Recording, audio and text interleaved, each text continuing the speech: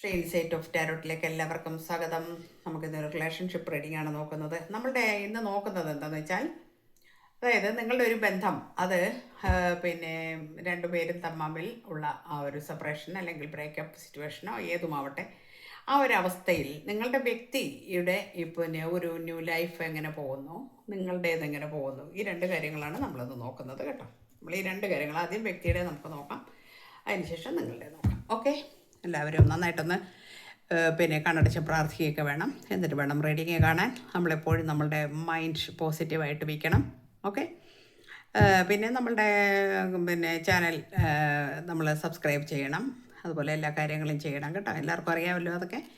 All ഓപ്ഷനൊക്കെ ഇട്ട് വയ്ക്കുക. ഞാനിടുന്ന എല്ലാ വീഡിയോസും നിങ്ങൾക്ക് അപ്പോൾ തന്നെ കയ്യിൽ കിട്ടുന്നതായിരിക്കും. പിന്നെ മെയിൽ ഓർ ഫീമെയിൽ എല്ലാവർക്കും കാണാം. ടൈംലെസ് ആണ്. ഓക്കെ, പിന്നെ നമുക്ക് നമ്മളുടെ റീഡിങ്ങിലേക്ക് കിടക്കാം.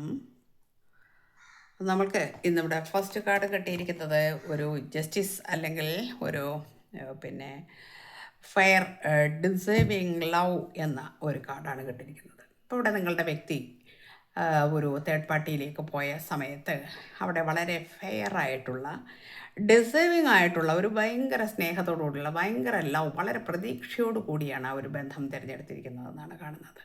ഓക്കെ, ഭയങ്കര സന്തോഷത്തിലാണ് ആ ജീവിതം പോയിക്കൊണ്ടിരുന്നത് എന്ന് കാണിക്കുന്നുണ്ട്. ഓക്കെ, അപ്പോൾ നമുക്ക് ഇപ്പോൾ നോക്കാം അടുത്തത്. പിന്നീട് ആ ഒരു ജീവിതത്തിൽ പല വിഷയങ്ങൾ വന്നതായിട്ട് കാണുന്നു.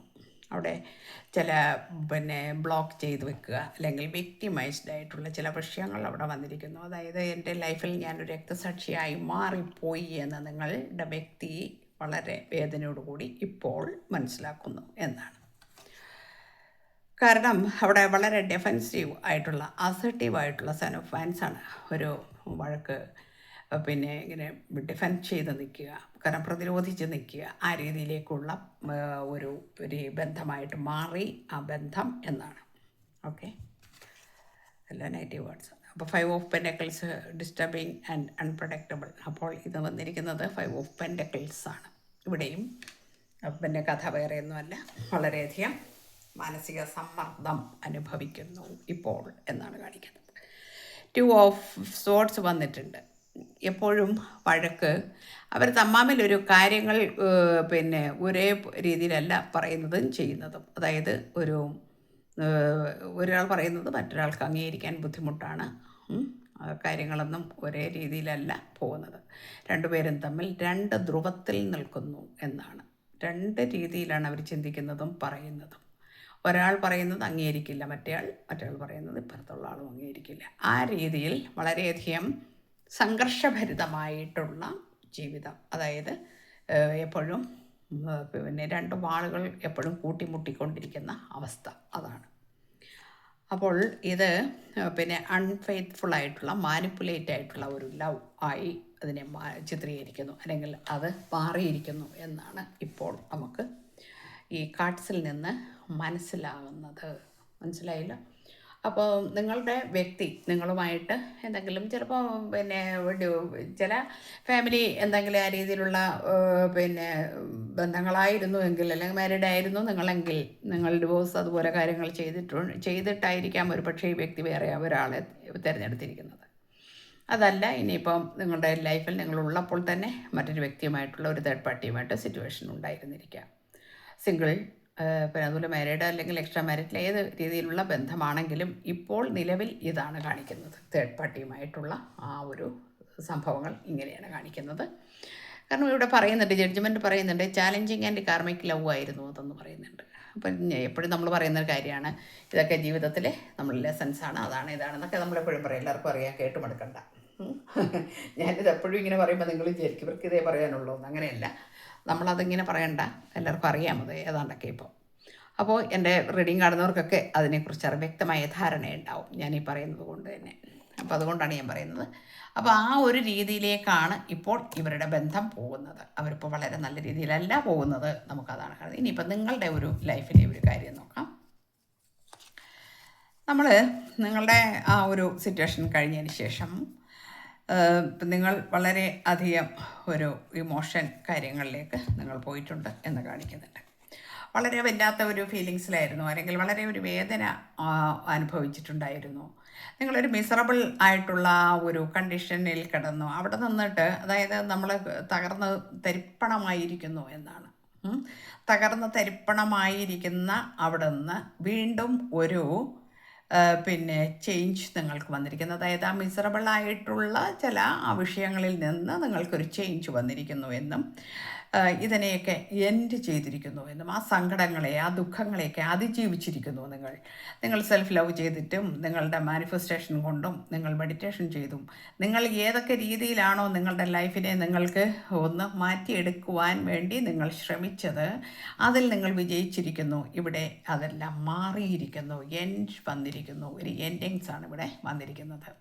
അപ്പോൾ തേർഡ് പാർട്ടി ആയിട്ടുള്ള നിങ്ങളുടെ, അല്ലെങ്കിൽ നിങ്ങളുടെ വ്യക്തിയുമായിട്ടുള്ള ആ ഒരു പിന്നെ വേർപിരിയലിന് ശേഷം നിങ്ങൾ ഒരുപാട് വിഷമങ്ങൾ അനുഭവിച്ചു, ത്യാഗങ്ങൾ സഹിച്ചിരിക്കുന്നു, വളരെയധികം വേദനയോടുകൂടി ജീവിതം തള്ളി നീക്കി കൊണ്ടുപോയിരിക്കുന്നു. എന്നാൽ ഇപ്പോൾ അതിനൊരു എൻഡിങ് വന്നിരിക്കുന്നു എന്ന് കാണുന്നു. ഇവിടെ ഒരുപാട് നിങ്ങളിലേക്ക് ശ്രദ്ധ തിരിച്ചിരിക്കുന്നു എന്നാണ് കാണിക്കുന്നത്. വളരെ ഡെഡിക്കേറ്റഡ് ആയിട്ടുള്ള, കൾട്ടിവേറ്റഡ് ആയിട്ടുള്ള ആ ഒരു രീതിയിലേക്ക് നിങ്ങളുടെ ലൈഫിനെ നിങ്ങൾ കൊണ്ടുപോയി എന്നാണ്. അതായത് നിങ്ങളുടെ കരിയർ, ഫിനാൻസ്, ആ രീതിയിലുള്ള കാര്യങ്ങളാകാം, അതല്ലെങ്കിൽ നിങ്ങളുടെ പിന്നെ ദൈനംദിന ജീവിതത്തിലാകാം. ഒരുപാട് മാറ്റങ്ങൾ നിങ്ങൾ കൊണ്ടുവന്നിരിക്കുന്നു. നിങ്ങളിനി ഇതുമായിട്ട് മുന്നോട്ട് പോയി അത് എൻ്റെ മനസ്സിനെ ശല്യപ്പെടുത്തുന്ന ഓർമ്മകളെ എല്ലാം തച്ചുടച്ച് നിങ്ങൾ മറ്റൊരു പാത തിരഞ്ഞെടുത്തിരിക്കുന്നു എന്നാണ്. അവിടെ ഏതുമാകാം. ഒരുപക്ഷെ കർമ്മമാണ് ഈശ്വരൻ എന്ന് നമ്മൾ പിന്നെ പറയാറുണ്ട്. ശ്രീകൃഷ്ണൻ പറയുന്നതാണ് ഭഗവത്ഗീതയിൽ, കർമ്മമാണ് ഈശ്വരൻ. ഇവിടെ കർമ്മമാണ് നമ്മൾ കാണുന്നത്. അപ്പോൾ ഈ കർമ്മത്തിൽ നിങ്ങൾ കൂടുതൽ ശ്രദ്ധ ചെലുത്തി എന്നാണ് കാണിക്കുന്നത്. ആ കർമ്മത്തിൽ ശ്രദ്ധ ചെലുത്തുമ്പോൾ അതും ഈശ്വരനാണ്. നമ്മൾ അത് മനസ്സിലാക്കണം. എല്ലാം നമുക്ക് പിന്നെ ഈശ്വരനിലേക്ക് നമ്മൾ തിരിച്ചു വിടുക നമ്മുടെ മൈൻഡിനെ, അത് കർമ്മമായിക്കോട്ടെ, അതും ഒരു സാധനയാണ്. അപ്പോൾ ആ ഒരു സാധനയിലൂടെ നിങ്ങൾ നിങ്ങളുടെ ലൈഫിനെ തിരിച്ചു പിടിച്ചിരിക്കുന്നു എന്നാണ്. അവിടെ നിങ്ങൾ എല്ലാ അർത്ഥത്തിലും വിജയിച്ചിരിക്കുന്നു എന്നാണ് കാണിക്കുന്നത്. അപ്പോൾ അടുത്ത കാർഡ് വന്നിരിക്കുന്നത് നമുക്ക് ബ്ലിസ്ഫുള്ളായിട്ടുള്ള നിങ്ങളുടെ ഒരു ജീവിതത്തെക്കുറിച്ചാണ് കാണിക്കുന്നത്.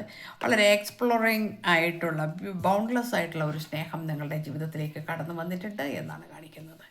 വളരെ എക്സ്പ്ലോറിങ് ആയിട്ടുള്ള, എന്നാൽ ബൗണ്ട്ലെസ് ആയിട്ടുള്ള ഒരു ലൈഫ് നിങ്ങളുടെ ജീവിതത്തിലേക്ക് കടന്നു വന്നിട്ടുണ്ട് എന്ന് കാണിക്കുന്നുണ്ട്. Okay, good. അപ്പം നമുക്ക് ഒന്ന് നഷ്ടപ്പെട്ടു പോയി എന്നോർത്ത് നമ്മൾ അതിനകത്ത് തന്നെ തൂങ്ങിപ്പിടിച്ച് വിഷമിച്ചൊക്കെ ഇരിക്കുമ്പോൾ നമുക്കൊരിക്കലും സന്തോഷം നമുക്കുണ്ടാവില്ല, അല്ലേ? നമ്മളവിടെ നിന്ന് ഒരുപാട് നമ്മൾ ഉയർത്തെഴുന്നേക്കേണ്ടതുണ്ട്. അവിടെ അതിന് പറ്റിയ ഒരു വ്യക്തി നിങ്ങളുടെ ലൈഫിലേക്ക് കടന്നു വന്നിരിക്കുന്നു എന്നാണ്. ഇവിടെ സ്ട്രെങ്ത് വന്നിട്ടുണ്ട്, കൺട്രോൾഡ് ആൻഡ് ഡൊമിനേറ്റഡ് ആയിട്ടുള്ള ലവ്. നിങ്ങളുടെ ഇന്നർ സ്ട്രെങ്ത് വർദ്ധിപ്പിച്ചിരിക്കുന്നു എന്നാണ്. നിങ്ങളുടെ ഇന്നർ സ്ട്രെങ്ത് വർദ്ധിപ്പിച്ച് നിങ്ങളുടെ ജീവിതത്തിലേക്ക് വളരെ വലിയ മാറ്റങ്ങൾ കൊണ്ടുവന്നിരിക്കുന്നു. എന്ന് വെച്ചാൽ നമ്മുടെ ഇന്നർ സ്ട്രെങ്ത് വർദ്ധിപ്പിക്കുക എന്ന് പറഞ്ഞാൽ അതാണ് ഏറ്റവും വലുത്. നമ്മുടെ ബോഡിയുടെ സ്ട്രെങ്തിനേക്കാൾ നമ്മുടെ മനസ്സ് തകർന്നു പോയി കഴിഞ്ഞാലാണ് നമ്മൾ വല്ലാതെ തകർന്ന് തരിപ്പണമായി പോകുന്നത്.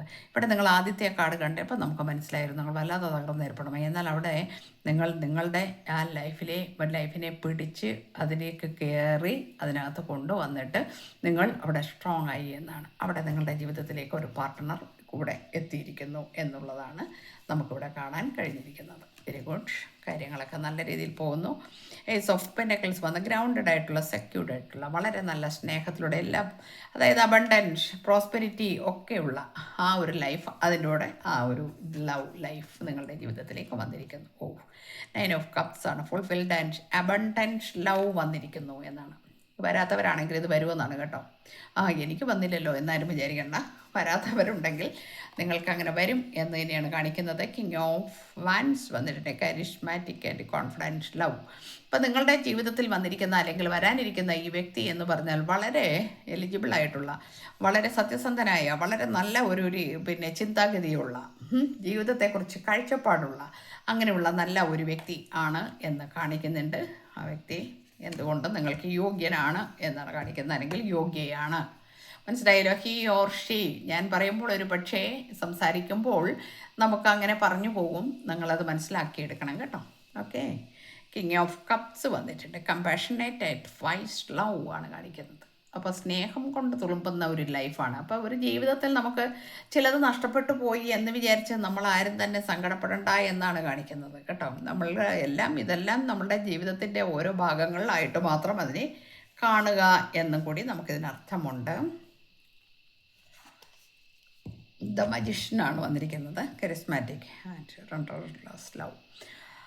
അപ്പോൾ ഈ മജിഷ്യൻ എന്ന് പറയുമ്പോൾ നമുക്കറിയാമല്ലോ, ഞാനെപ്പോഴും പറയാറുണ്ട്, പിന്നെ ഒരു എന്തും സ്വായത്തമാക്കാനുള്ള കഴിവ്, അല്ലെങ്കിൽ എന്തും നമ്മുടെ കൈപ്പിടിയിൽ ഒതുക്കാനുള്ള കഴിവ്, ഞാൻ ആഗ്രഹിക്കുന്ന കാര്യങ്ങൾ എന്നിലേക്ക് അട്രാക്റ്റ് ചെയ്ത് വരുത്തുവാൻ കഴിവുള്ള ആളുകൾ, അതൊക്കെയാണ് മജീഷ്യൻ എന്ന് പറഞ്ഞ കാർഡ് കൊണ്ട് നമ്മൾ ഉദ്ദേശിക്കുന്നത്. ഞാൻ എന്താണ് ആഗ്രഹിക്കുന്നത്, ഒരു മാനിഫെസ്റ്റേഷൻ ആയിരിക്കാം നിങ്ങൾ ചെയ്യുന്നത്, ഒരു പക്ഷേ ജസ്റ്റ് ഒരു മാനിഫെസ്റ്റേഷൻ ആകാം, മെഡിറ്റേഷൻ ആകാം. നിങ്ങൾ എന്താണോ ആഗ്രഹിക്കുന്നത് അത് നിങ്ങൾ സാധിച്ചെടുക്കുന്നു എന്നാണ്.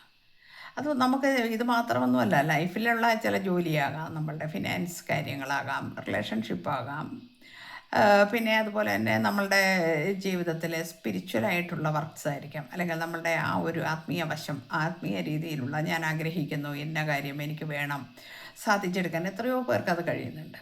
അപ്പോൾ ഏത് വിധത്തിലായാലും ശരി, അതിന് കഴിവുള്ളവരാണ് നിങ്ങൾ എന്നാണ്, അതിന് കഴിവുള്ള ഒരാളാണ് നിങ്ങൾ. അതുകൊണ്ടാണ് ഇത്രയും വലിയ ഒരു തിരിച്ചടി നിങ്ങളുടെ ലൈഫിൽ വന്നിട്ട് പോലും നിങ്ങൾ അതിൽ നിന്ന് പുറത്ത് കടന്നതും അതിജീവിച്ചതും എന്നാണ്.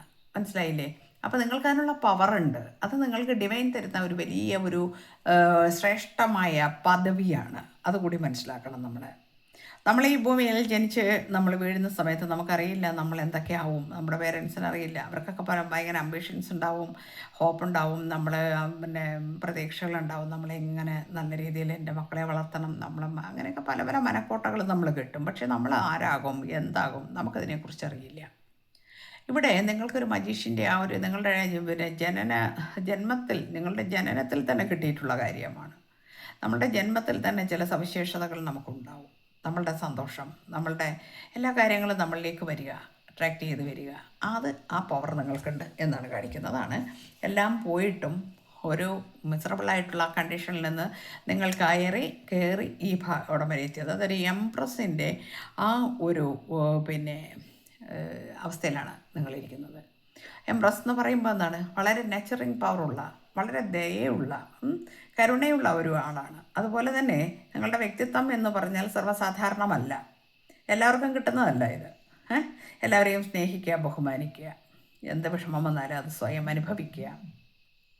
ആ അനുഭവത്തിലൂടെ നമ്മൾ ചില കാര്യങ്ങൾ മനസ്സിലാക്കി പ്രവർത്തിക്കുക. നമുക്ക് അബണ്ടൻ്റ് ആകുക, പ്രോസ്പെരിറ്റി വരിക. ഈ അബണ്ടൻ്റ് പ്രോസ്പെരിറ്റി എന്ന് പറഞ്ഞാൽ ഒന്നുകിൽ നമ്മളുടെ പിന്നെ പിതൃക്കളുടെ ആ ഒരു അവർ നമുക്കുണ്ടാക്കി വെച്ചിരിക്കുന്ന ചില കാര്യങ്ങളായിരിക്കാം, കറണ്ട് പോയി കാര്യങ്ങളായിരിക്കാം. പക്ഷേ ചിലത് നമ്മൾ സ്വയം ഉണ്ടാക്കി എടുക്കുന്നതായിരിക്കും. മനസ്സിലായില്ലേ? ഇതൊക്കെ നമുക്ക് തരുന്നത് ഡിവൈൻ തന്നെ തരുന്ന ചില പവറാണ്. വെട്ടം കുറവുണ്ട് കേട്ടോ, സോറി. അപ്പോൾ ലാസ്റ്റ് കാർഡ് വരുന്നത് 4 of Wands. ബ്ലിസ്ഫുൾ ആയിട്ടുള്ള, അക്കംപ്ലിഷ്ഡ് ആയിട്ടുള്ള ഒരു ലവ്. അതായത് 4 of Wands എന്ന് പറഞ്ഞാൽ ഫാമിലി കാർഡാണ്. ഫാമിലി കാർഡ് എന്ന് പറഞ്ഞാൽ വിവാഹ മാരേജാണ് അവിടെ കാണിക്കുന്നത്. അപ്പോൾ നിങ്ങളുടെ ജീവിതത്തിലേക്ക് അങ്ങനെ ഒരാൾ വന്നു, അത് മാരേജിൽ അവസാനിക്കുന്നു. അതായത് നിങ്ങൾ വളരെ നല്ല സന്തോഷകരമായ ജീവിതം നയിക്കുന്നു എന്നാണ് ഈ കാർഡ് കാണിക്കുന്നത്. അപ്പം നിങ്ങളുടെ ജീവിതത്തിലേക്ക് വരുന്നു, അല്ലെങ്കിൽ വന്നിട്ടില്ലെങ്കിൽ നിങ്ങൾക്ക് വരാൻ പോകുന്നു എന്നാണ് കേട്ടോ. അപ്പം ഇത് നിങ്ങൾക്ക് നടക്കാൻ പോകുന്നു.